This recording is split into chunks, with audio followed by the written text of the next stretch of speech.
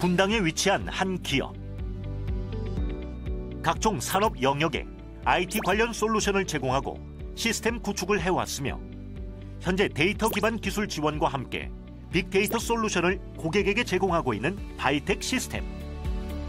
30여 년 동안 IT 업계에서 전문적인 기술과 노하우를 축적해온 바이텍 시스템을 소개한다.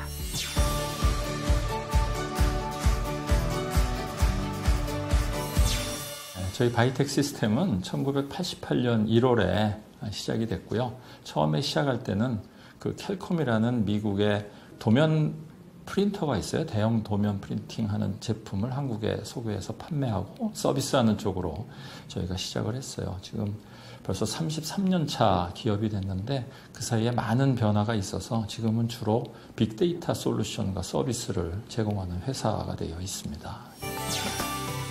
글로벌 경제 위기에 따른 비용 절감과 효율성의 요건 강화, 시스템 다운의 위험이 증가하면서 데이터를 기반으로 하는 기업의 환경 변화가 요구되고 있는 시대다. 이러한 세계 경제의 흐름 가운데 바이텍 시스템은 데이터와 관련된 전반적인 분야에서 고객의 상황에 맞게 최적의 솔루션과 컨설팅, IT 서비스를 제공하며 성장해 가고 있다. 저희는 사실 자산이 사람밖에 없어요. 그래서 저희의 경쟁력은 정말 고객한테 성실하게 서비스와 제품을 공급해주는 우리 직원들이고 또 항상 공부해서 더 기술력을 늘려나가는 직원들 또 뭐 이런 직원들이 자산이라서 저희 경쟁력은 항상 변화하는 이 IT 업계에서 새로운 기술을 빨리 흡수하고 또 고객에게 어울리는 제품을 다시 공급해주는 게 저희 경쟁력이라고 생각이 돼요.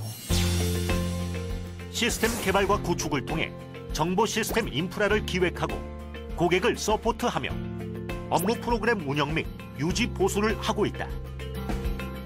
또한 데이터 솔루션과 클라우드 패스 솔루션을 통해 30여 년간 쌓아온 기술력으로 안정적인 프로세스를 운영해 오고 있는 바이텍 시스템.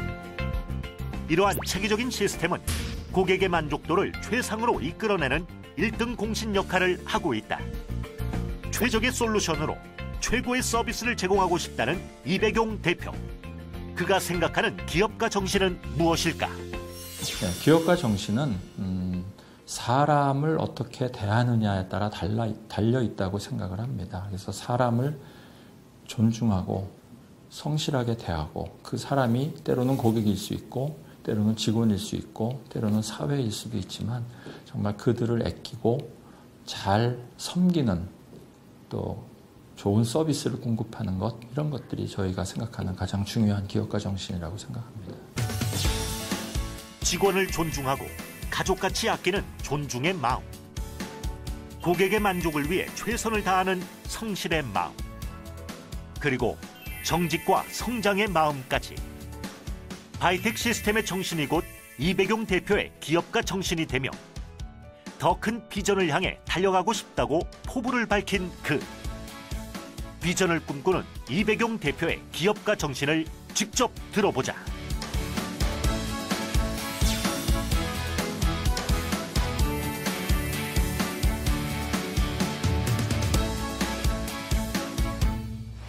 안녕하세요. 바이텍의 이백용입니다.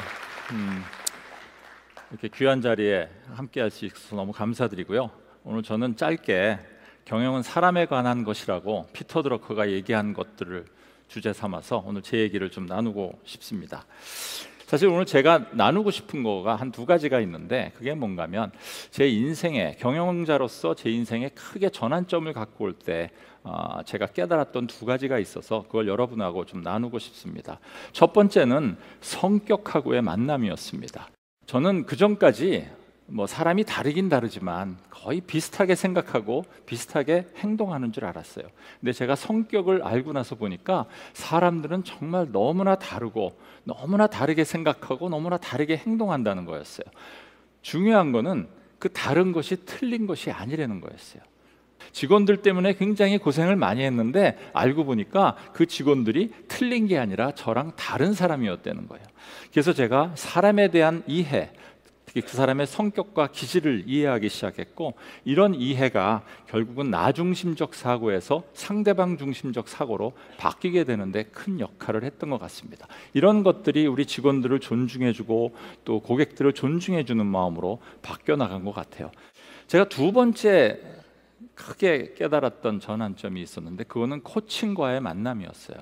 코칭과 만나기 전까지는 제가 왜 성과가 안 나는지를 잘 이해하지 못했었는데, 코칭을 이해하고 나니까 성과라는 거는 인간의 몰입도에 의해서 달라진다는 걸 알았어요. 그리고 그 몰입도는 자발적 의지에 의해서 나타난다는 걸 깨달았어요. 그리고 많은 리더들이 소통이 안 돼서 고민을 하는데, 소통이 안 되는 이유는 내 의도가 잘못된 게 아니더라고요. 많은 리더들이 참 좋은 의도를 갖고 있지만 그것을 표현하는 표현력, 즉 언어 기술이 안 돼 있다는 것을 깨달았어요. 그래서 제가 코칭 리더십을 통해서 사람들의 약점보다는 강점에 더 집중을 하게 되고, 또 언어 기술을 공부하게 되면서 잘 남의 말을 경청하고 또 좋은 질문을 해주고 인정 칭찬을 해주는 기술들을 배우면서 관계들이 점점 좋아지고, 관계가 좋아지면서 더 높은 성과들을 내게 됐다는 걸 발견하게 됐습니다. 사실 저도 그렇고 제가 만나는 수많은 기업의 사장님들이 가장 큰 고민이 뭔가 했더니 좋은 사람은 없어서 고민하시더라고요.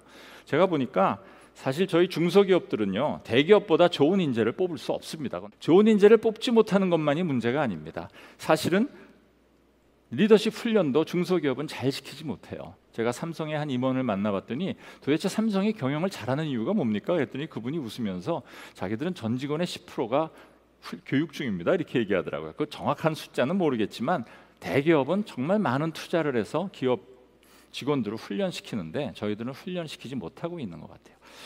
더 큰 문제는 대기업은 모든 직원들이 경쟁해서 이긴 사람들이 진급도 하고 올라가는데, 중소기업은 보니까 그 일하는 사람이 그 사람밖에 없더라고요.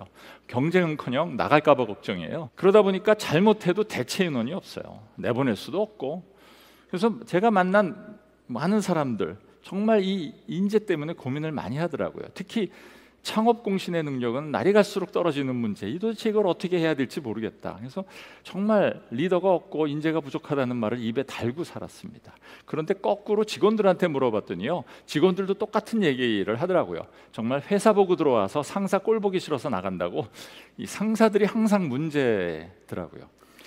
제가 이걸 어떻게 하면 해결할까? 그래서 제 동생이 맥킨지 컨설턴트인데 여러 가지 방법을 찾았더니 이게 뭐 비헤이비어 체인지를 해야 된다는 등 뭐 여러 가지를 해서 제가 불러다가 강의도 하고 그랬는데, 결국은 제가 내린 답은 딱 하나밖에 없었어요. 있는 놈 잘 키워서 써야 된다. 기존에 있는 직원 더 성장시키는 것밖에 없더라고요. 능력도 성장시켜야 되고요, 또 능력이 성장돼서 나가면 안 되니까 충성심도 갖게 만들어줘야 되는데, 그러기 위해서는 결국은 자발적 의지를 가지고 열심히 하게 만드는 것밖에 없더라고요. 그럼 어떻게 자발적 의지를 만드냐 봤더니 사람의 마음을 이해하는 코칭 리더십밖에는 답이 없더라. 제가 코칭 리더십을 배우고 나서 이 부분을 회사에 실천하기 시작했고, 지금 많은 직원들이 자발적으로 열심히 일해서 성과를 내고 있는 것 같아요. 전 굉장히 좋아하는 단어입니다.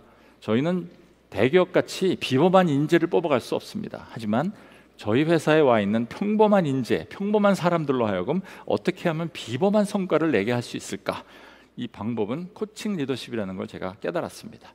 제가 이 코칭 리더십을 배우고 나서 너무 좋아서 이 코치 자격증도 땄어요. 코치 자격증도 땄더니 또 여러 군데서 와서 코칭해달라고 그래서 요새 대기업 임원들도 가서 코칭해주고, 대기업에 가서 코칭 리더십 강의도 하고, 또 많은 후배들을 도와주기도 합니다. 마지막으로 피터 드러커가 했던 말 한마디로 마무리를 하려고 합니다. 피터 드러커가 고등학교 때인가 중학교 때인가 선생님이 이렇게 질문을 했대요. 너희는 죽은 다음에 너희 자신이 어떤 사람으로 기억되길 원하니? 이 질문을 했다고 합니다. 그 당시에 모든 학생 중에 답을 한 사람은 한 명도 없었대요. 아마 다른 사람들은 이걸 듣고 잊어버렸을지 모르지만 피터 드러커는 이거를 평생 머리에 놓고 살면서 정말 경영의 구루가 되신 분이죠. 저도 이 말을 너무나 중요하게 생각합니다. 내가 죽은 다음에 내 아내는, 내 자녀는, 우리 직원은, 나를 아는 친구들은 나를 뭐라고 부를까? 저는 이걸 위해서 지금도 열심히 노력하고 그들이 더 성장할 수 있게 도와주고 싶어요. 제 아들도 그렇고 저희 아이들도 그렇고 저희 직원들도 그렇고 저는 그들이 탁월한 리더가 될지 안 될지는 잘 모르겠어요. 하지만 어느 날 그 아이들이 또는 우리 직원들이 저한테 이렇게 얘기해 줬으면 좋겠어요. 아빠 덕분에, 사장님 덕분에, 선배 덕분에 내가 될 수 있는 사람보다 조금 더 큰 사람이 되었어요. 저는 이런 얘기를 듣고 싶습니다. 여러분은 여러분들이 죽은 다음에 어떤 사람으로 기억되기를 원하세요? 저도 동일하게 여러분에게 이 질문을 드리고 오늘의 얘기를 마치도록 하겠습니다. 감사합니다.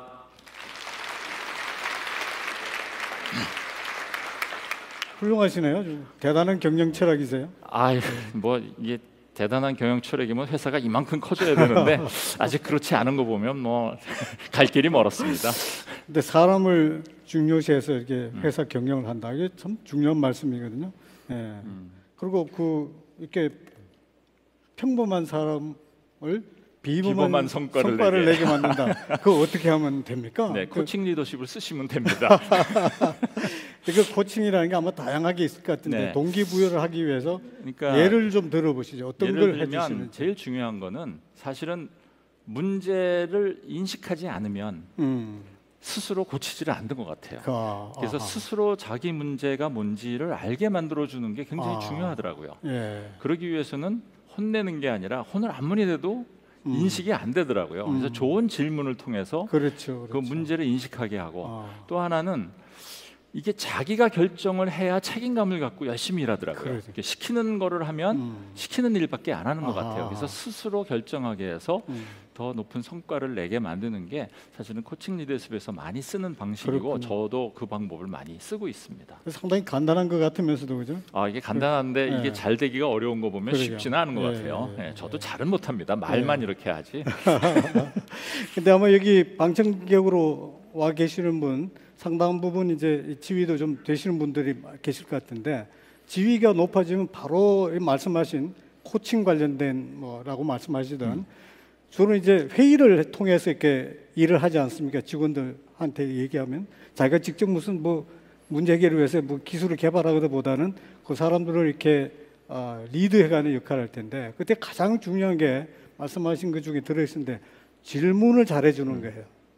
그 위로 갈수록 밑에 사람한테 적절한 질문을 때에 맞춰서 함으로 해갖고 동기부여가 되는 거 아니죠? 네. 그래서 답을 잘하고 그게 따른 이제 성과도 내면 또 열심히 칭찬해 주실 거고. 예.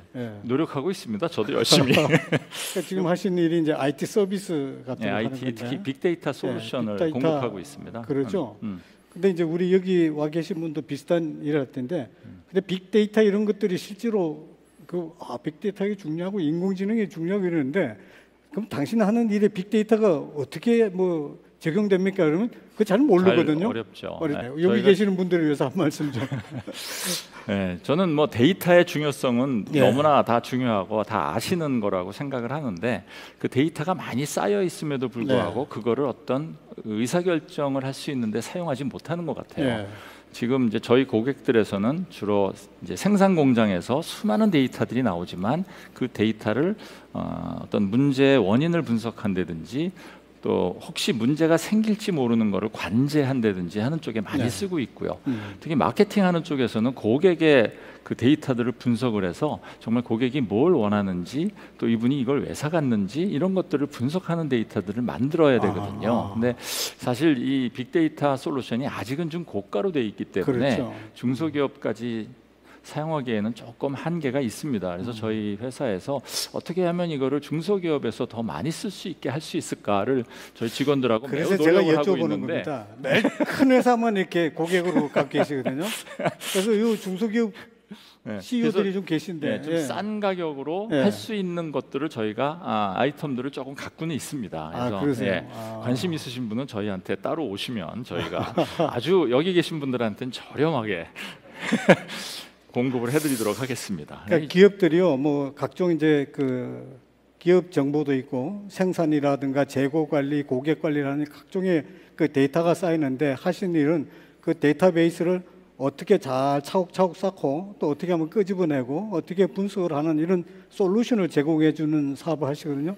근데 그게 이제 지금까지 보면 큰 회사들이 주로 쓰고 있지만 이제 점차 이제 코스트가 낮아지면 중소기업들 많이 활용을 해야 됩니다. 지금 그 경영 정보 시스템은 웬만큼 다 갖고 있거든요. ERP 시스템 같은 거를. 근데 그거보다 한 차원 높은 걸 이제 데이터베이스 매니지먼트 하시는 걸 하고 계시는 것 같은데요.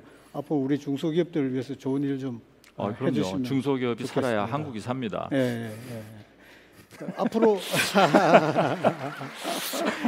앞으로 뭐 지금까지 정말 잘해 오셨는데 앞으로 또 어떤 꿈이 있으세요?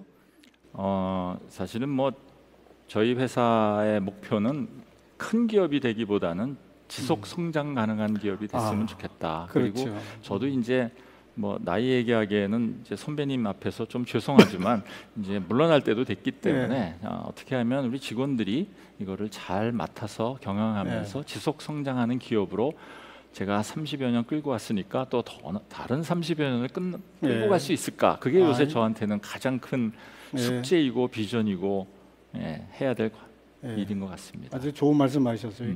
사람 중심의 경영이 중요하다. 우리 이백룡 회장님께 박수 한번 크게 쳐드릴까요? 네. 감사합니다. 네. 수고하셨어요. 네. 예. 내려가겠습니다.